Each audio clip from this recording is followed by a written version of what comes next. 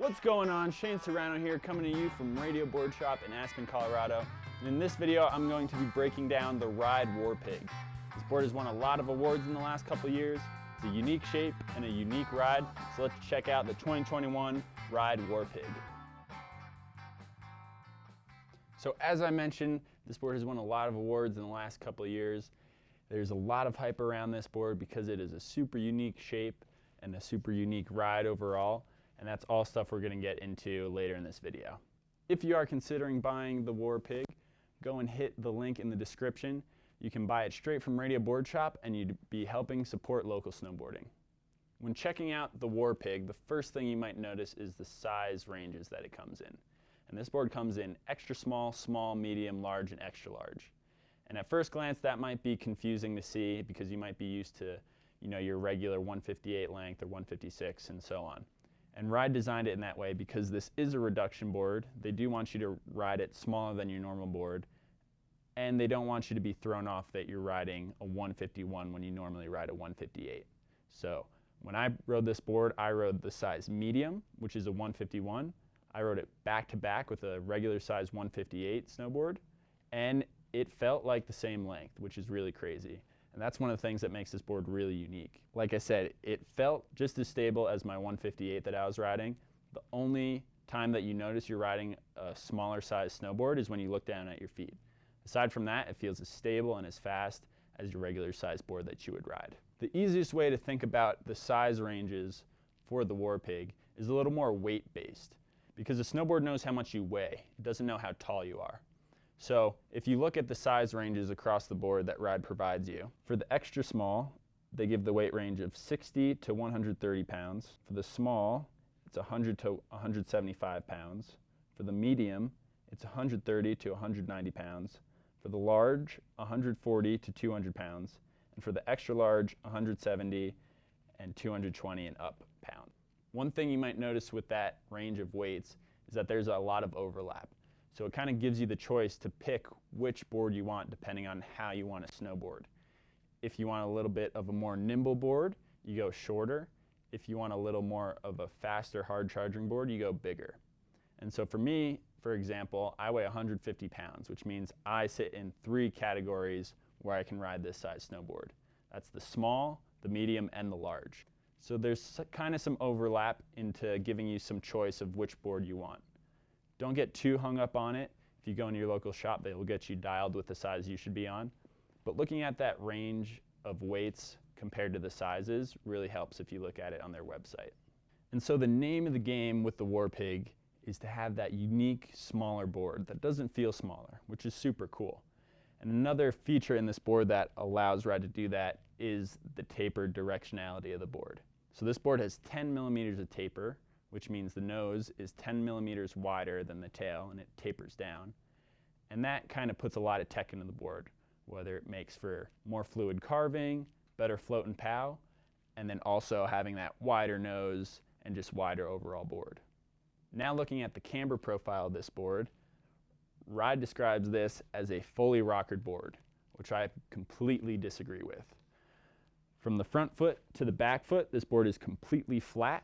So I would call it a flat board. So flat in between the feet, long rocker nose on the front, and then a shorter rocker section on the tail.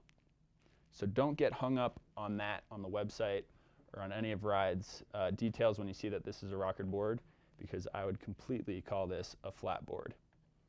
And with a flat board, you get predictability and maneuverability. So it does what you want when you want.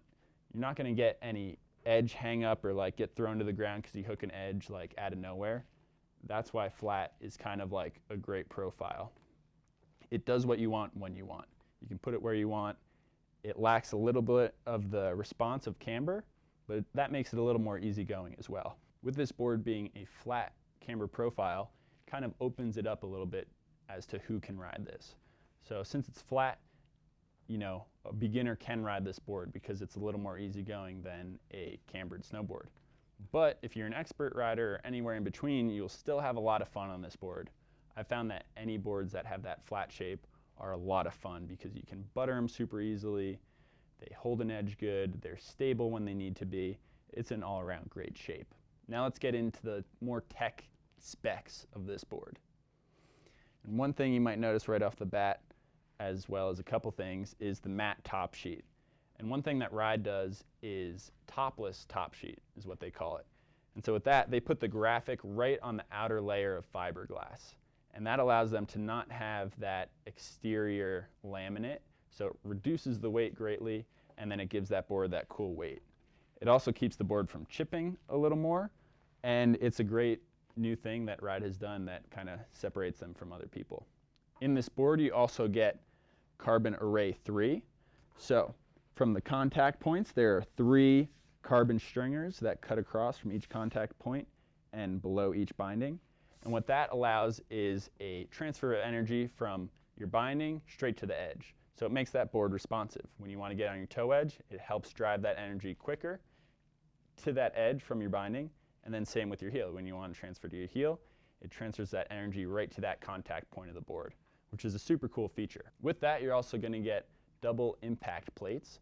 And what that means is below the binding and a little past towards the nose and tail, there is a tougher laminate, double layered, that gives you a little more added strength. So when most boards break, they usually break right outside the binding. Ride has strengthened that zone up, so hopefully this board will not break as easily as a board that doesn't have that double impact plate. Checking out the sidewall of this board, you get Ride's patented slime walls.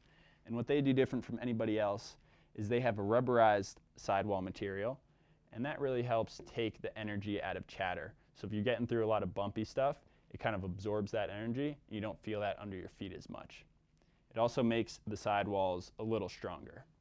On the side cut of this board, you're going to have a bi-radial side cut, which means there are 2 side cut radiuses blended into each other. So you get easy entrance and exit out of carves, and then you also get a great edge hold when you are carving. On the base of this board, you're going to have a fully sintered base. So there's pores in this base that just love to absorb that wax, so you can keep this board really fast and tuned up when you need to. Ride also gives you a stone grind right out of the package, so this board is fully tuned, fully waxed, ready to go right out of the package. And there you go, that is the 2021 Ride Warpig, one of the most fun boards I've ridden on in the last couple of years. If you haven't tried this board, I highly suggest doing so. It is a super fun ride, really unique because of that flat camber and a super wide board in a shorter size. This board can handle all conditions really well. It handles in the park pretty decently, but it really excels in powder with that long rocker nose, and it carves really well on groomers too. You can take this board and do anything on this board. This board is also great for all skill sets in my opinion. Because of that flat profile, a beginner will have no issue on this board, but it's also super fun for that more advanced rider because it's such a unique shape and style. Once again, I'm Shane Serrano. Thanks for watching this video. If you have any questions or comments, drop them below and I will answer them right away. If there's any other gear that you want to see me review or talk about, also drop those in the comments and I will try and get to it if I have access to any of those products. If you're not already subscribed, go and subscribe. We're going to be throwing some great content at you coming this winter with more adventures, more product reviews, and I'm going to get on these boards to give you a more extensive review of how they ride. So you're not going to want to miss that. Peace.